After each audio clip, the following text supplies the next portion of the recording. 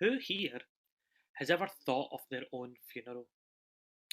No need to put your hand up. I can't see you.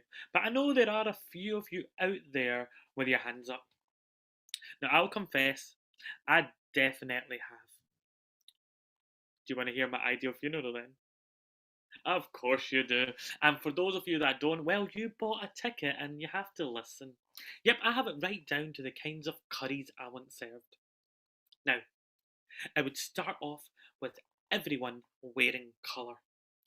None of this Adams Family shit. Being a rainbow myself, I want to be sent off by a sea of rainbows made up of the people I love. I would have a gospel choir, and they would stand when the doors of the crematorium burst open. In front would be a belly dancing troupe because I love belly dancing, and yes, guys can belly dance too. Now, the choir would start singing a gospel version of Shakira's Loca, but with a twist, going a bit like this.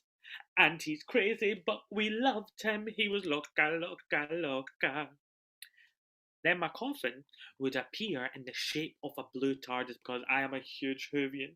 Now, for those of you who don't understand that lingo, that is what you call someone who is a fan of Doctor Who. And I love Doctor Who. And my favourite Doctor is David Tennant, who I have met and seen in 2020 before we Corona hit. I went all the way to LA for a Doctor Who convention and I met Christopher Eccleston. He's a lovely. Sanjay, Hello, hello. um, you're going on a bit of a tangent, mate. Oh, sorry. Doctor Who, I mean, bad habit. Also, neurodiverse. Not got a one track mind. Sorry. Anyway, back to my funeral. So, my coffin in the shape of a TARDIS won't be carried in by loved ones or hot topless men.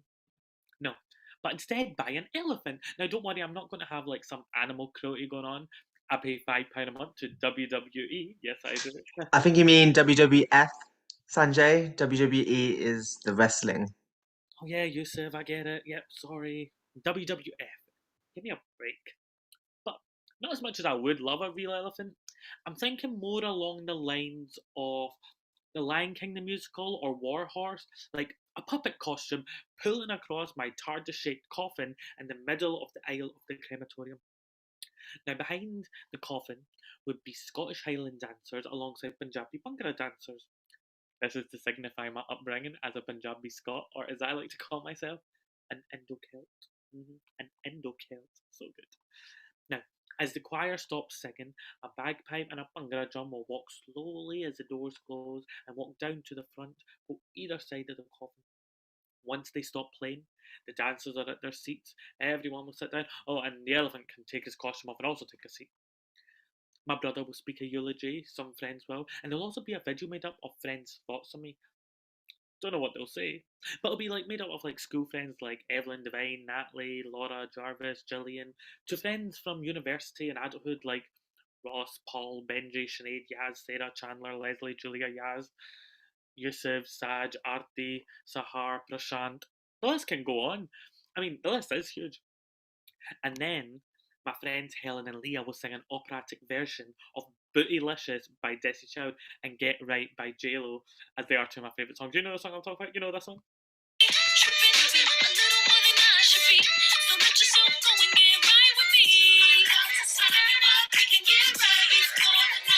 You all know the song, and if you don't, you need to check it out. But just imagine that as opera. And then the choir will sing the song When Will I See You Again by the Three Degrees as the coffin heads down into the furnace. A song that imprints in the mind of when will I see the people I love that I am leaving behind again? As the doors close, rainbow petals will fall onto the heads of the congregation. Everyone will be crying. And then they'll all head into the hall and they'll eat my favourite food like a lambuna, a chicken gyros with halloumi from Yama's, veggie lasagna, mum's mac and cheese, if she's up for making it. What else would it be? Oh, there'd also be my favourite snacks and my favourite drinks like Shalor, Fanta, and tea. Guests made up only of my parents, my big brother, and my friends. I've got extended family, but they never cared for me. They never even came to my birthdays or called me when it was my birthday, so why have them there? But this is what I would do. And you must be wondering, why am I so fixed on what my ideal funeral would be? Well, because these names might make sense. Paul Bhattacharjee, Avicii, Little Chris, Kurt Cobain, Alexander McQueen, Robin Williams, Sushant Singh Rajput. Catapulted into the limelight for the skills and brought back into the same limelight when they entered the sky. We heard about them, we read about them, but this piece isn't about the ones we know, it is about the ones to shed light on the ones we never heard of. To hear of the numbers rising in our society, and our eyes are blind to it. I'm just one piece within a 1,000 piece jigsaw. This is my story. Now, I was a happy fat child. I loved food, and people find it weird that I can remember things from years gone by when there's food involved, such as the macaroni pie I was eating in Turkey in 1998 before I met my first belly dancer who was wearing like a green dress and I put money down her boobs. I was 5. Or Pizza Land, which was then taken over by Pizza Hut, Wimpy, Copper Pot, Copper Pot, yeah. Anyway, back to the point. Sorry, I'm 28, so let's go back 17 years. The year is 2004. The year of the big first brawl on Big Brother, aka Fight Night. The Olympics take place in Athens, and the 60th anniversary of D-Day.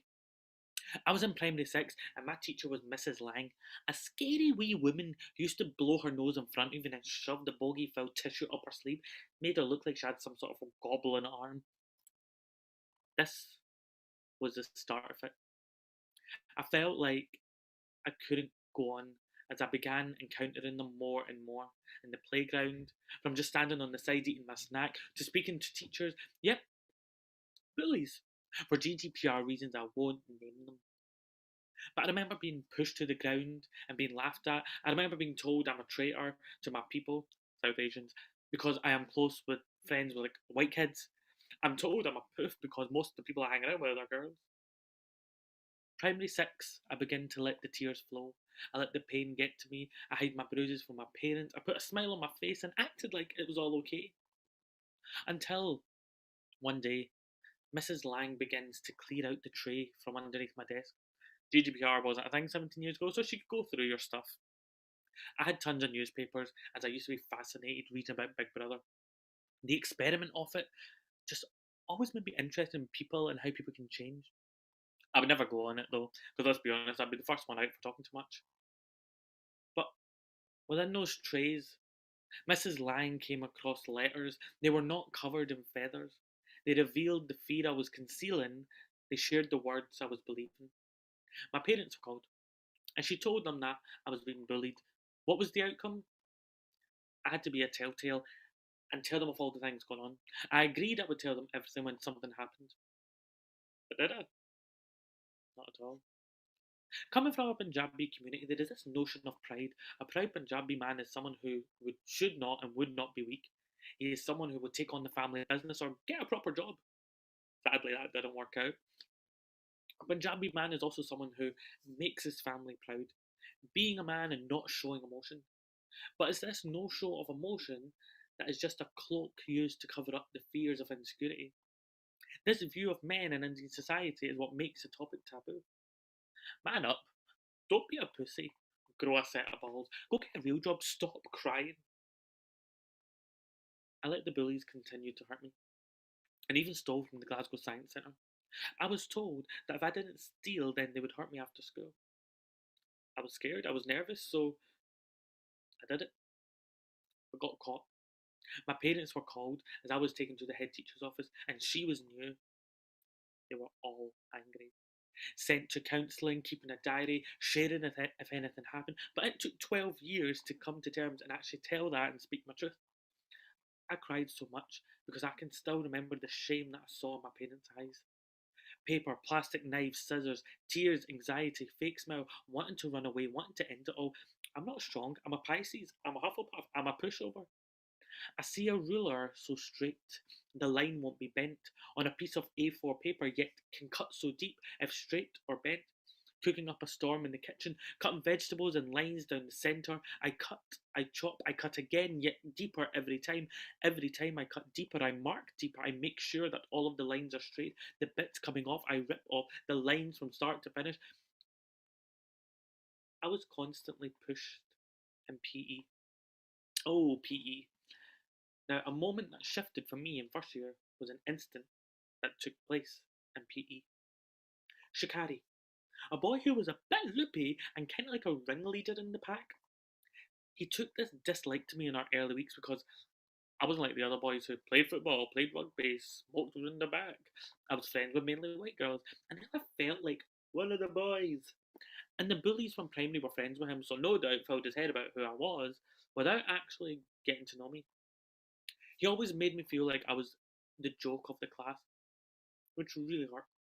One day, I did stand up to him, and I told him to get a life. I was scared, and I was so tired of him talking down to me and making out I was someone with no feelings. So it felt good doing it, but I knew it wasn't the end of it. So one day I was helping Mr. McCoy put the equipment away, and then walking to the changing room, I hear this ruckus, and Mr. Hay told me to wait outside. All I heard was, "Last days of Sanjay, last days of Sanjay." I heard this ring out, and I ran in and I grabbed my stuff, which was near the door. Then I just ran. I remember it was raining, and I sat in these trees which were at the back of the school.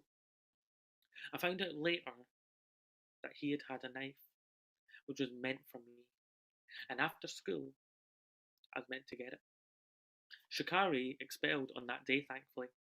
I walked constantly in fear going home and never knew who or what was behind me. I then went on a course called Keys. Keep empowering yourself to success, which was all about confidence building, but the school masked it saying it was all about anti sectarianism. That helped me grow, and I started to feel a bit of confidence. But then it was careers day, the end of second year, and I chose drama as my number one choice, obviously. Enter Mr. Hamilton, a fossil of a teacher who also taught my dad 25 to 30 years before me. And he said to me, "You'll be stacking shelves in Asda, and so will your brother. You're thick and you're stupid, and you won't even get to university. If you chose drama, you won't even get a degree." I got a BA honours now, just saying. Those words stayed with me, but I don't think he knows how much of an impact that had on me. I ripped, I was falling off the tip, blood dripping on my hands, pain striking in my palms. I'm alone, I'm scared, I don't think that I'm prepared. I'm alive against my will, my screams are silent still. I don't know how to voice my pain. I wish you were beside me in some way. Paper, plastic, knife, scissors, tears, anxiety, fake smile, wanting to run away, wanting to end it all. I'm not strong, I'm a Pisces, I'm a pushover, I'm a Hufflepuff. Man up, don't be a pussy, grow a set of balls. Go get a real job. Stop crying. Mrs. Lang came across letters. These were not covered in feathers. They revealed the fear I was concealing. They shared the words I was believing. Crying myself to sleep, crying myself to sleep, crying myself to sleep. Blood, tears, I can do it. Blood, tears, I can do it. Blood, tears, I can do it. You're a piece of shit, Sanjay. You're a worthless gay boy. Poof, wanker. Gay boy, poof, wanker. You're a piece of shit. You're a piece of shit. Crying myself to sleep, crying myself to sleep, crying myself to sleep. Blood, tears, I can do it. Blood, tears, I can do it. Blood, tears, I can do it. You're a piece of shit, Sanjay. You're worthless. Gay boy, poof, wanker. Gay boy, poof, wanker. You're a piece of shit. You're a piece of shit. Stop. Stop. But in the end, it was drama that saved my life. And my drama teacher, Mrs. Viviorsky, who showed me the creativity path to putting my emotions right. These are the words that were said to me. But I fought it, and I stand here today. For many years, I hid myself, my true self from people. Being gay, being creative, being dyslexic, being myself. Creativity helped me come out my shell. I know I can talk a lot. I know I may annoy folk. People usually ask me how I have so much energy or can be so positive at times. My answer to that: I spent a lot of time hiding away and letting the pain get to me. I still let the past bug me, but I let the pain make me stronger, not weaker. For years, I didn't speak. I know, surprise, surprise. But I've found confidence and want to support others who felt the same as me growing up with bullies. I over apologise when I don't need to because I worry being myself is an issue to people. My friends tell me off for this and tell me that I have nothing to apologise. I guess it is the trauma of negative energy and a negative past that makes you feel you have something to apologise for. Some folk might not like me for who I am, but I am happy with who I am and my family and my friends around me. The people in my ideal funeral are the people I am grateful for, who have never judged me for the man I am today and continue to be there for me. Yet one of the biggest killers of men under 45 is suicide. And why don't we talk about it? Why? Because there are stereotypes placed upon men that we have to be strong, leaders of the family, in steady jobs that bring in the money. We can't show our emotions. Well, I'm not that kind of man. In 2017, there were 4,383 male suicides. That is 15.5% per 100,000 men. Men account for three quarters of suicides in the UK. In 2017, Scotland had the highest rate of male suicide than anywhere else in the UK at 13.9%. Just last year, in 2020, a report from Glasgow University's Adam Smith Business School found men in Scotland from a South Asian heritage showed a 23% increase in mental distress when COVID-19 restrictions were at their highest and tightest. For white men, that figure was 6.5%. Today, I'm working in an industry that saved me from making my ideal funeral come to light.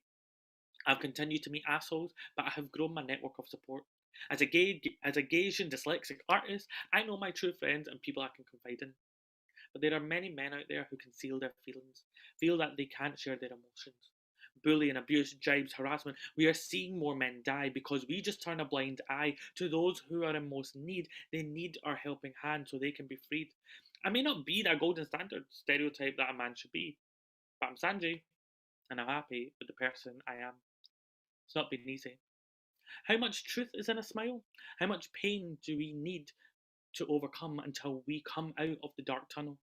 With our hands moist from the perspiration to be released from the depression of being stuck in a treasure chest, awaiting someone to unlock the key to the happiness buried deep inside, the power of words, the dichotomy of emotions, the scars seeping through as tears, hoping that we can eradicate fears. How much truth is in a smile? We can never know, but just know that not every smile is sharing happiness.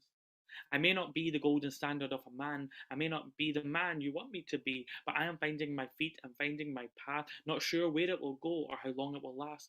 So, my advice to you, just talk to everyone, because a smile can always be masking the truth underneath.